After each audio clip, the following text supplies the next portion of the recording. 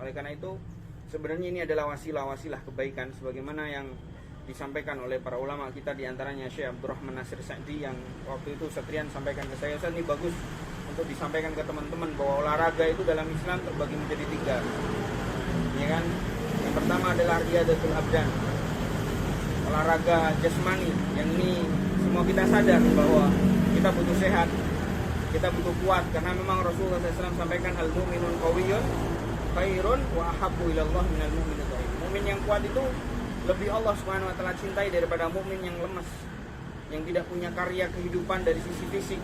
Ikut kebersihan baru sebentar sudah mau pingsan. Ya, ikut angkat-angkat temennya lagi ngangkat-angkat kursi buat kajian baru 2 kali sudah capek. Oleh karena itu Nabi SAW isyaratkan untuk kita juga menjaga fisik kita, menjaga kesehatan kita, ya. Karena banyak sekali syariat-syariat Islam yang membutuhkan fisik, berupa sholat malam, berupa puasa, berupa haji dan umroh. Itu semua butuh fisik.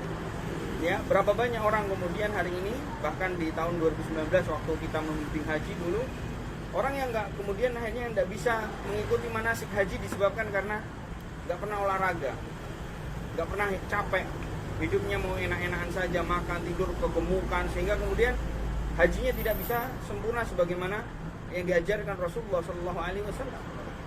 Dulu pernah kita ceritakan tuh bagaimana Rasulullah SAW waktu beliau diminta oleh Ali bin Abi Thalib dan Abu Lubabah Al-Ansari untuk menunggangi unta sendirian, sedangkan 2 sahabatnya hanya ingin menuntun beliau. Rasulullah nggak mau. Beliau cuma menginginkan untuk apa? Bergantian pula sebagaimana para sahabat. Artinya beliau tidak mau dimuliakan, beliau juga tidak mau kemudian dimanjakan. Sehingga beliau mengatakan ma antuma bi aqwa minni wala ana bi aghna minal ajri minkum. Kalian berdua tidak lebih kuat dari aku dari sisi fisik.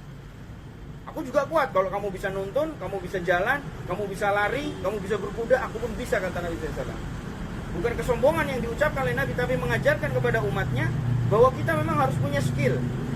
Kita harus punya fisik yang baik, yang kuat, yang kokoh, ya, yang tidak mudah capek dan seterusnya. Wala ana bi aghna minal ajri minkum. Wala ana bi aghna minal ajri minkum. Dan tidaklah aku juga orang yang bukan berarti tidak butuh pahala. Aku juga butuh pahala. Artinya kalau kalian berdua menginginkan pahala menuntun nabinya, maka aku pun menginginkan pahala dari Allah menuntun sahabatnya. Subhanallah. Maka ini menunjukkan bahwasanya olahraga abdan, menggerakkan fisik kita, berolahraga, ini merupakan bagian dari sunnah Nabi kita alaihi salatu wasallam. Tapi ingat bahwa ini adalah sebuah wasilah. Jangan sampai ya 24 jam kita gunakan untuk olahraga, ya, atau hidup kita jadikan hanya sekedar untuk tujuannya olahraga, enggak. Ya, ini adalah wasilah. Kemudian yang kedua, olahraga yang disebutkan oleh Syekh Abdurrahman Nasir Sa'di adalah apa? Olahraga yang disebut dengan azhan, otak kita. Ya, ini juga butuh dilatih. Makanya Allah ingatkan apa? Afala yatadabbaruna al-Qur'an. Ya, tadabbur itu ya dengan pikiran kita. Yatafakkarun, yatadabbarun.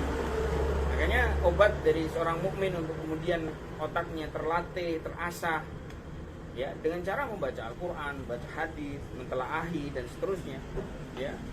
Dan itu juga akan menjadikan berkonsekuensi pada hati yang salim, hati yang kemudian menjadi baik. Karena Allah mengkaitkan am ala qulubin aqfaluma, ataukah ada di dalam hati mereka kunci. Jadi berawal dari melatih otak, membaca, mentadaburi, ternyata efek dari itu ternyata ada hati yang terkonek dengan pikiran kita, dengan tadaburnya kita. Makanya jangan bilang orang cuma baca Quran kok berefek ke hati, ketenangan, ada nggak? Ya kan? Sebagaimana Rasulullah SAW mengingatkan juga, ala bidzikrillah tatma'innul qulub. Sing ngomong, sing bergerak lisan, ya kan? Tapi yang kemudian berefek ternyata hati, ya kan? Kan gitu. Sama seperti kita ngelihat perempuan dari mata kita. Kalau kita nggak jaga pandangan tuh dari tadi banyak, ya kan? Yang lihat mata, yang berdebar-debar sini sampai nyambung ke bawah. Iya apa enggak? Nah, itu ternyata benar. Makanya ikhwan fillah azanillahu wa iyyakum jami'an, kita harus senantiasa ya menjadikan otak kita, ya, adhan kita, ya, untuk kemudian mentadabburi Al-Qur'an. melatih dengan kita membaca Quran, tadabbur di Quran, baca hadis-hadis Nabi, ya, mendengarkan ayat-ayat Al-Quran, penjelasan dari mereka. Kemudian yang terakhir, yang ketiga adalah riyadatul akhlak, olahraga akhlak. Akhlak itu butuh dilatih. Gak ada orang baru lahir tiba-tiba langsung ahlan. Orang nanti bidannya lari semua. Lahir mesti nangis dulu. Kadang ada yang nggak bisa nangis, dicubit, harus biar bagaimana biar bisa nangis dan seterusnya. Ya kan? Tidak ada kemudian lahir tiba-tiba langsung bisa ketemu Mas Fadri, ahlan, senyum, ibtisamuka fi wajhi ahika laka sodaqah, nggak bisa. Langsung begitu nggak bisa. Butuh latihan. Makanya kalau ada orang kemudian mengatakan, kamu kok nggak senyum sama teman, yang penting hati saya baik, ini salah. Dia orang yang tidak mengupgrade dirinya. Kamu kalau bahasanya kalau kok di grup kok keras sekali, pedes sekali, tolong dirubah, temanmu ada yang sakit hati. Nggak apa-apa, yang penting kan hati saya nggak benci. Saya hanya yang penting nulis kan, maksudnya saya nggak begitu, nggak bisa. Kita harus mengupgrade. Kalau memang kemudian kita itu melakukan sesuatu dan tidak disukai oleh orang, tinggalkan. Makanya Nabi SAW wa khaliqin nas bi khuluqin hasan. Dilatih. Kalau kita memang tidak suka dikerasi, jangan keras sama orang. Kita nggak suka marah-marah, jangan marah-marah sama orang. Itu kan akhlak. Ya, jangan kemudian percaya diri dan kemudian dimensinya hanya pribadi.